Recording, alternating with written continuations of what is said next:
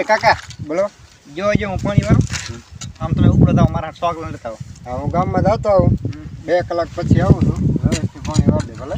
shortcut લેતા આવો shortcut શું કે ચોકલેટ ચોકલેટ લેતા આવું 2 કલાકમાં આવું વ્યવસ્થિત પાણી વાળી દે ને જમવા ના મળી તમે લાવ ને હું મારી લાવ ને 2 કલાક સુધી આવતા ને પાણી ધારશે